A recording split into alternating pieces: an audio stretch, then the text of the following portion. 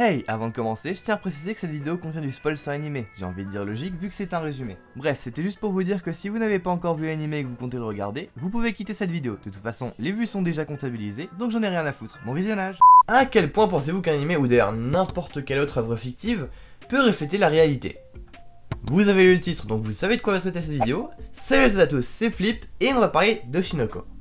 Déjà avant de commencer, ça me paraît important d'expliquer comment m'est venue l'idée de faire cette vidéo. Déjà, Oshinoko c'est populaire, faut se le dire. Du coup, j'ai cherché quel sujet je pouvais aborder sur cet animé, et j'ai pensé à ça directement en me disant bon, obligé ils exagèrent dans l'animé, pas grave, je vais quand même trouver un lien parce que ça dénonce quand même des vraies choses à propos du monde des idoles et de la célébrité en global. Alors je me suis renseigné sur ce sujet et putain, j'ai été choqué de voir à quel point c'est bien représenté. Et à vrai dire, ça fait se poser des questions sur la société parce qu'il y a des cas vraiment, c'est très grave. Je lui ai dit qu'elle n'était plus ma préférée. Bref, laissez-moi déjà vous résumer l'œuvre. Déjà, le contexte de base, c'est que le personnage principal est médecin et il s'est lié d'amitié et attaché à une jeune fille atteinte d'un cancer. Ou d'ailleurs une autre maladie incurable, écoutez, je sais pas exactement. Mais en gros, elle ne va malheureusement pas pouvoir profiter de la vie et jamais pouvoir réaliser ses rêves. Ajouté au fait qu'elle a passé sa jeunesse en fauteuil roulant, triste vie. Bref, la relation entre ces personnages reste un petit peu ambiguë. Et bon, je vais même pas parler de l'écart d'âge, parce que sinon on va pas s'en sortir. Celle-ci admire un groupe d'idols nommé les Bikomachi, mais particulièrement la meneuse du groupe, Ai Oshino. Elle rêve de devenir une idole à son tour. Ayant parlé de cela à Goro Amemiya, le médecin donc, celui-ci va se renseigner sur le sujet et devenir fan à son tour. Elle va ensuite mourir à cause de sa maladie, et le médecin verra toujours en Ai le reflet de Sarina, sa jeune patiente. Quelques années plus tard, il va rencontrer son idole, enceinte de 2 enfants d'un père inconnu, et il aura la mission de la faire accoucher. Petit X cependant, c'est que Ai a pour fan quelques malades mentaux, et sincèrement c'est peu dire. Un fan ayant appris la nouvelle et n'ayant pas supporté qu'elle ait caché ça à sa communauté, il va dans le plus grand des calmes la stalker et buter le médecin. Mais bon, si vous avez l'habitude de regarder des animés, vous savez parfaitement ce que ça veut dire quand le personnage principal meurt dès le premier épisode. Il est généralement réincarné, et là ce qui va être intéressant, c'est qu'il va être réincarné en l'un des 2 enfants d'Ai Oshino, et va s'appeler Aquamarine. Ouais, mais je vous rassure, son surnom durant toute la série, ce sera Aqua. Et sa sœur sera aussi une personne réincarnée, on apprendra plus tard qu'il s'agit de Sarina.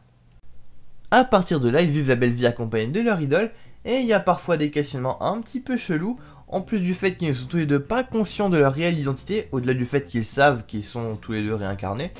Mais concrètement, l'histoire semble avoir été mise en pause. C'est-à-dire qu'il n'y a pas de réelle intrigue pour l'instant, pas d'objectif précis, mis à part attendre de voir ce qui va se passer concrètement.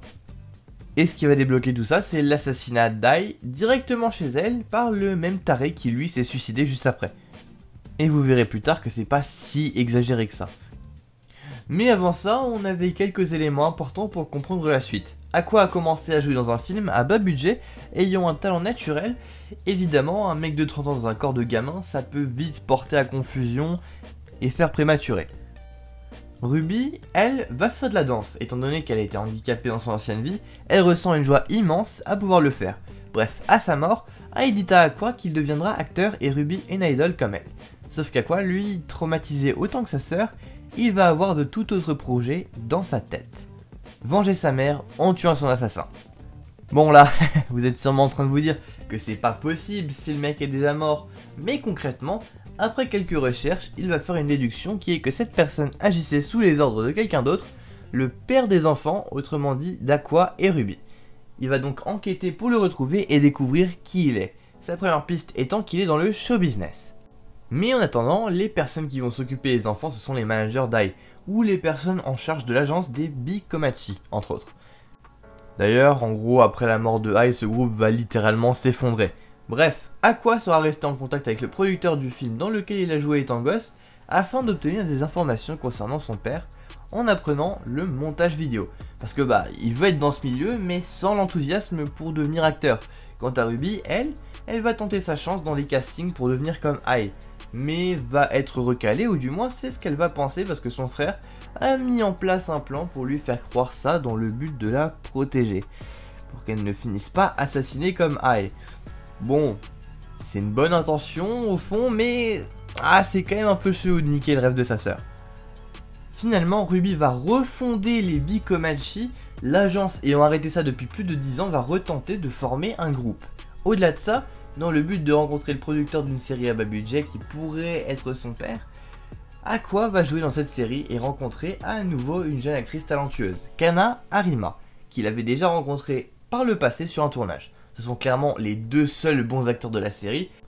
Celle-ci étant l'adaptation d'un manga, le mangaka a même pleuré de honte en voyant les premiers épisodes où Aqua était absent.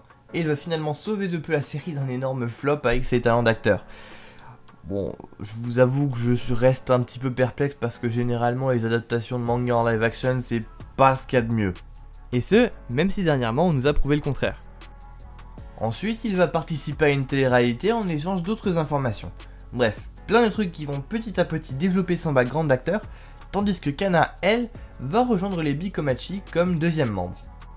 Bon, pour ce qui est de cette télé-réalité, on va un petit peu ralentir la cadence parce qu'on va avoir l'un des passages les plus importants et difficiles à regarder de l'animé. Donc je vais pas m'attarder sur les détails, hein. C'est une télé-réalité classique qui suit la soi-disant vie quotidienne des lycéens, leurs relations, etc. Il y a pas mal de personnages inutiles que je vais complètement skip, mais je vais quand même vous en présenter deux en rapide. Akane, une actrice de talent qui fait régulièrement du théâtre, et Memcho, une youtubeuse à plus de 300K. Ouais, le casting il est aléatoire un peu, mais vas-y. Pour ce qui est de Memcho, elle a pas besoin de faire grand chose en soi, juste elle vit sa vie, elle discute, et les gens la kiffent de base, hein. C'est l'avantage des youtubeurs, j'ai envie de dire. Mais à côté de ça, Akane, elle, c'est un personnage qui est un petit peu timide et mis de côté, elle se met de plus en plus la pression pour se faire remarquer. Ensuite, sous les conseils d'un membre de l'équipe de prod, elle va essayer d'entrer en quelque sorte dans un triangle amoureux. Bref, je vais pas m'attarder sur les détails scénaristiques, le fait est que, elle va être amenée à blesser un autre personnage aux yeux des caméras. Bon, blesser c'est un bien grand mot, en soi c'est juste une égratignure, mais c'est clairement pas passé. Ouais, effectivement, la France et le Japon c'est un autre monde niveau acceptation de la violence physique. Alors même que le personnage en question a décidé de la pardonner, après qu'elle se soit excusée, personne n'en a rien à foutre.